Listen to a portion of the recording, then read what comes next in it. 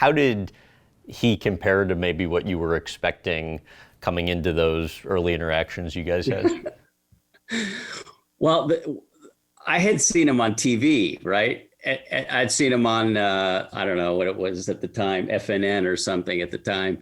And he was always sort of, very personable and very charming and everything. But he was like, just like so driven, so intense, and just worked unbelievably hard. And that was in part what attracted you to wanting to work together. Yeah. Well, I mean, it was the entrepreneurial spirit and it was the creative thinking. I would say the thing that really attracted me the most was, I would just call it right thinking and original thinking. It's a little bit, we're talking about the Cardinals. It's like, I always thought, geez, if I ever played baseball for the Cardinals, I'd run through brick walls. And I always felt that way about Bridgewater, is that, look, if I could be part of Bridgewater, I'll do whatever it takes. So if it was the intensity and work ethic that stuck out to you about his personality in kind of those early days, what about present day? Well, I think Ray is, he's mellowed a lot. Everybody thinks he's intense. He's mellowed a lot. He's now like much more of a philosopher now. For his birthday a couple years ago, I taped myself in like a little skit. And it was the Ray Dalio of 1990 and the Ray Dalio of 2018 or whatever. And I reenacted a particular event that actually occurred, which was, I had forgotten to do the trades one day. And so I came into Ray's office and I said, Ray, I forgot to do the trades.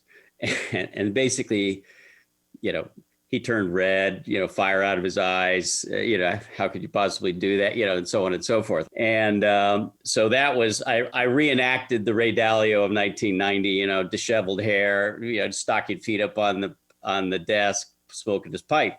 And then I reenacted that as it might happen today, right?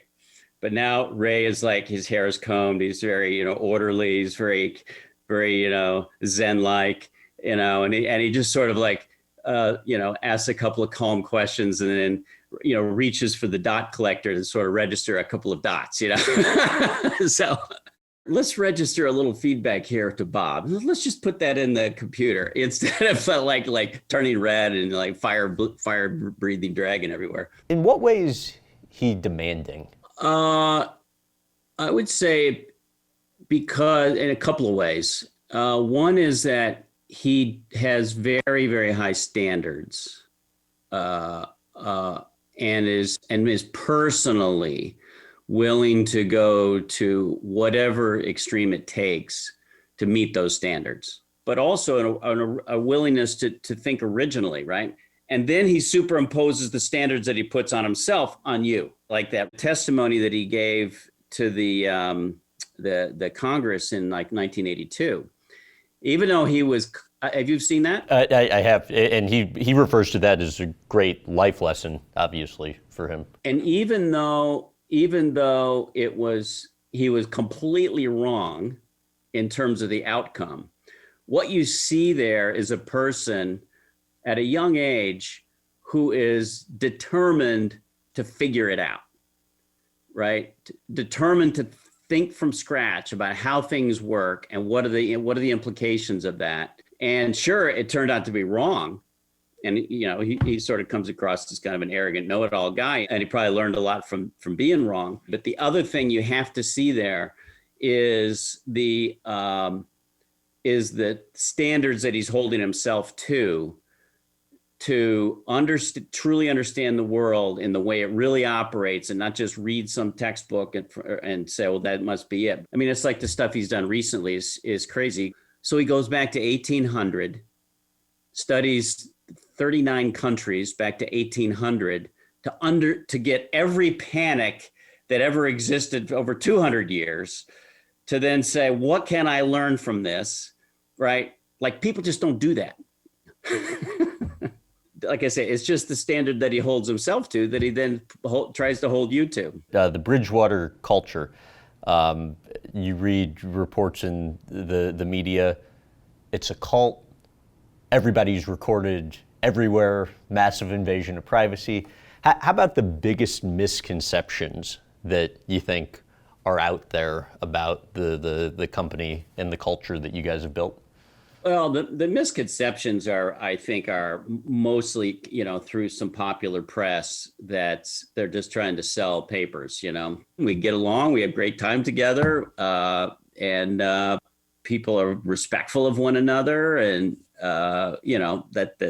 that's probably, I would guess, that might be a misconception out in the world. And it can be, from what I understand, hard on people. The new hires, the first 18 months, 2 years, there's a relatively high turnover. But after that, if you get through it, people stick around. Yeah, that's true. That's particularly hard on experienced people. I think most of the time somebody comes in and they get hired into some high level job and everybody sort of bows down to them and they're the new boss, And what happens in our place is that doesn't happen that way. It's kind of like, okay, now you start from scratch. And then as simultaneously, it's the kind of the personal transparency of the feedback and everything that, oh, wait a minute, this person's not, doesn't walk on water. This person has their own strengths and weaknesses. And I'd say that's the biggest dividing line.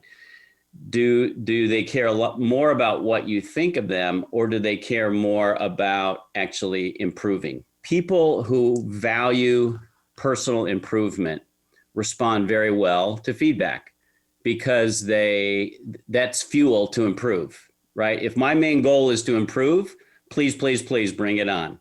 Because now I have more fuel to get better. A couple final questions for you. The first being on the Ocean X front. What do you know about what got him into that in the first place? I think learning about the depth of the problem. What I observed is he's always been a very, very, very much engaged with nature. Once again, loves to observe nature and learn from nature about how things work. I did a trip with him to Micronesia, and it's tragic, what you learn about the oceans and sea life, and then the lack of understanding of the oceans and how few, exploration submarines there are in the world. And here we're all, thinking about outer space, but nobody understands the oceans. My thought is probably our kind of destroying of the oceans is a bigger threat to humanity than global warming. It's always the problem that you don't know about that jumps up to bite you. We now know about global warming, so you'll probably do something about it. But if you don't know about the oceans, that could kill you.